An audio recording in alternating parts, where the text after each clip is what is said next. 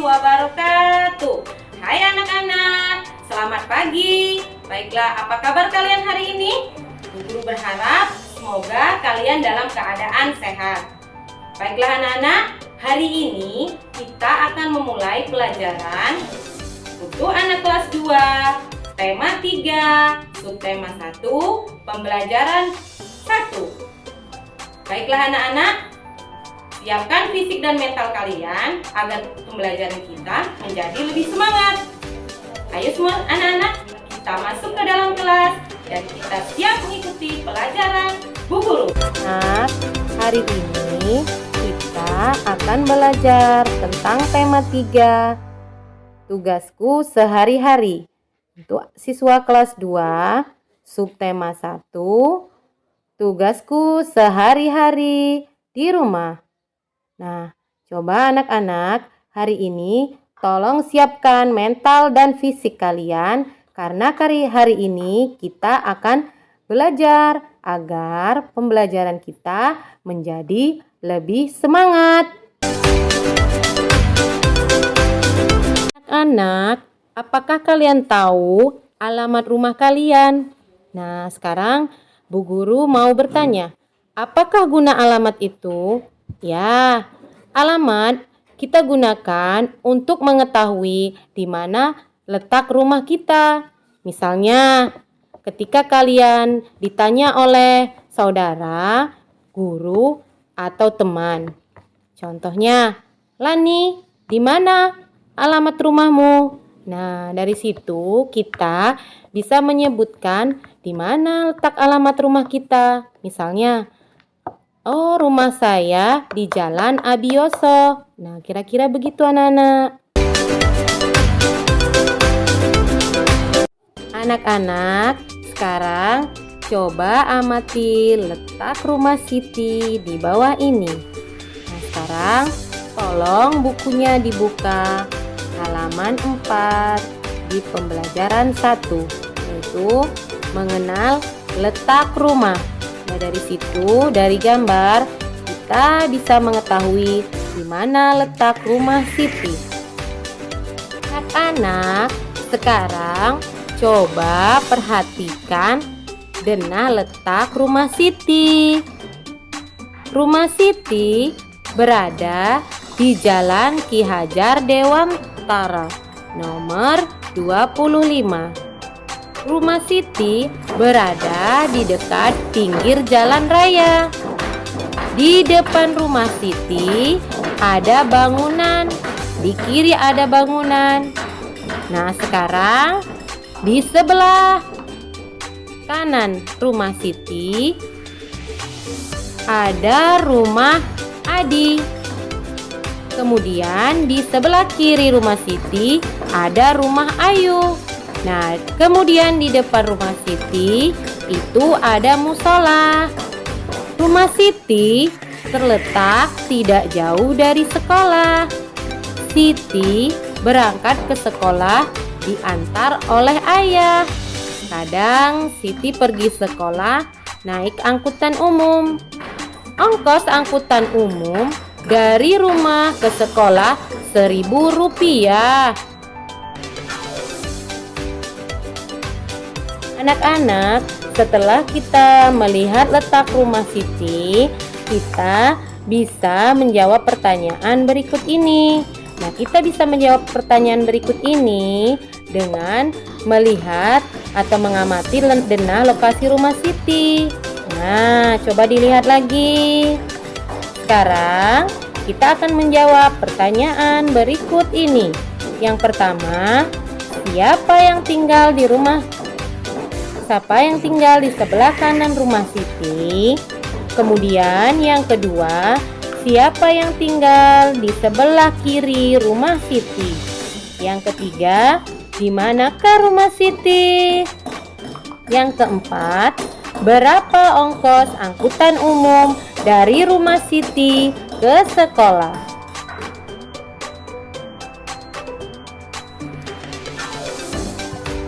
Anak-anak, sekarang coba hubungkan dengan garis. Hubungkan kalimat yang berikut yang sesuai dengan jawaban di sebelah kanan. Nah, disesuaikan berdasarkan denah yang tadi kita amati, yaitu denah letak rumah Siti di halaman 4. Coba yang pertama, yaitu rumah yang terletak di ujung kanan adalah titik-titik. Yang kedua, nah kita pasangkan, berarti tadi rumah yang terletak di ujung kanan adalah rumah Adi. Kemudian yang kedua, di depan rumah Siti terdapat, ya kita hubungkan musola. Kemudian yang ketiga, rumah yang terletak di ujung kiri itu adalah rumah Ayu. Kita bisa menghubungkan garisnya. Yang terakhir, rumah yang terletak di antara rumah Ayu dan rumah Adi adalah, ya betul, rumah Siti. Maka kita tarik garis lurusnya ke rumah Siti.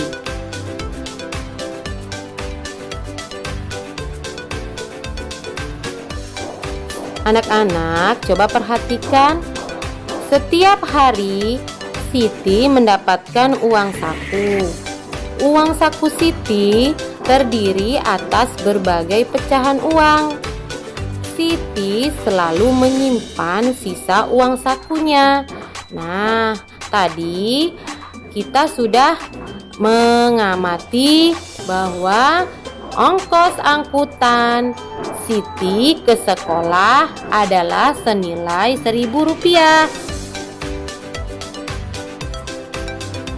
Anak-anak, tahukah kalian, kita mengenal uang di sekitar kita, yaitu ada 2 macam.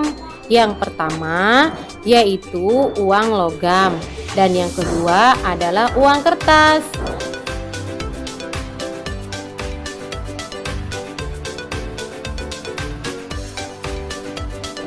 Hari ini kita akan belajar mengenal uang logam. Uang logam paling kecil nilainya adalah Rp100, sedangkan yang paling besar nilainya adalah Rp1.000.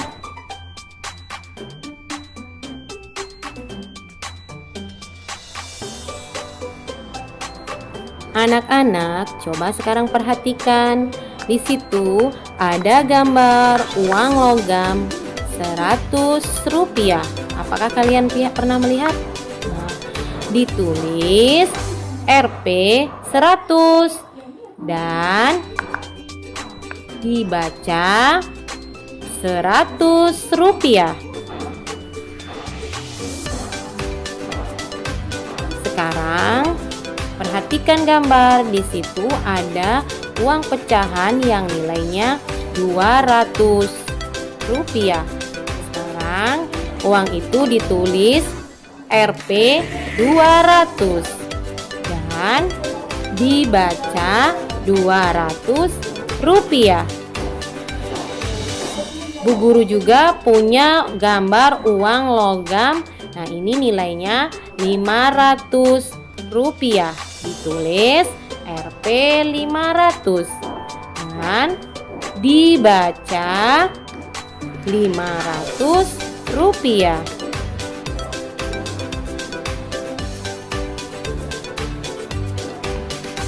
Nah, sekarang ada gambar uang logam Rp1.000. Nah, uang logam ini jika ditulis Rp 1000 dan dibaca Rp1.000.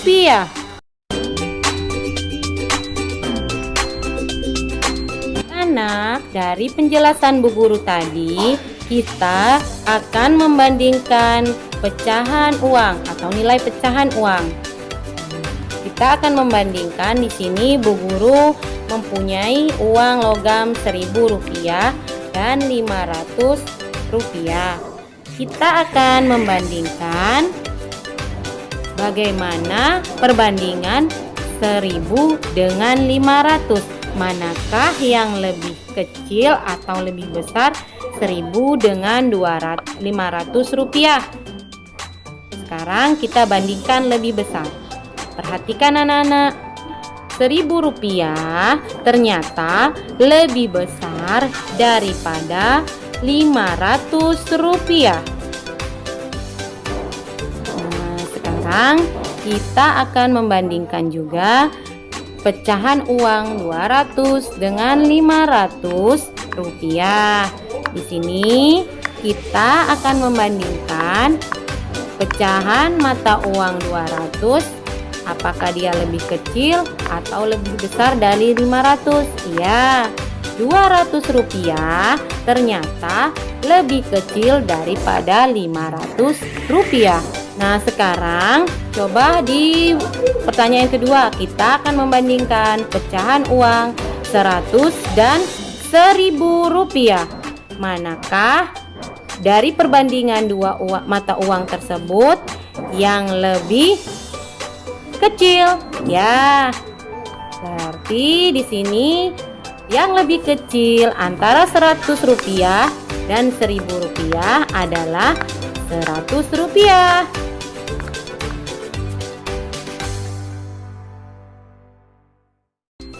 Anak-anak, selanjutnya kita akan belajar bagaimana cara mengurutkan pecahan.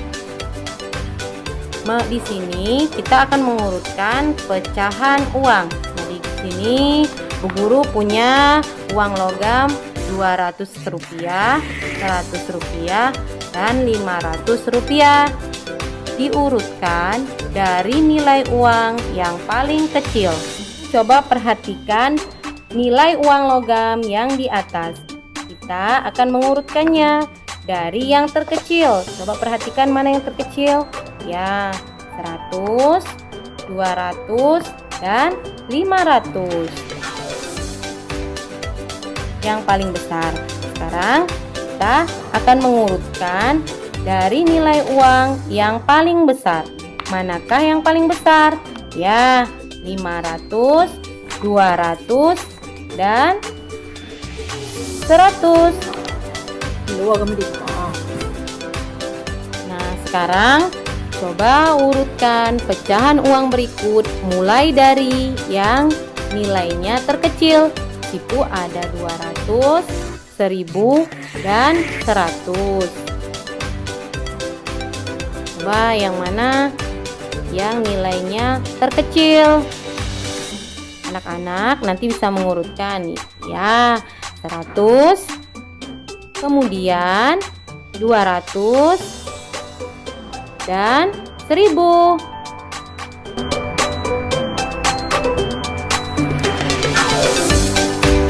Depan rumah Siti terdapat musola.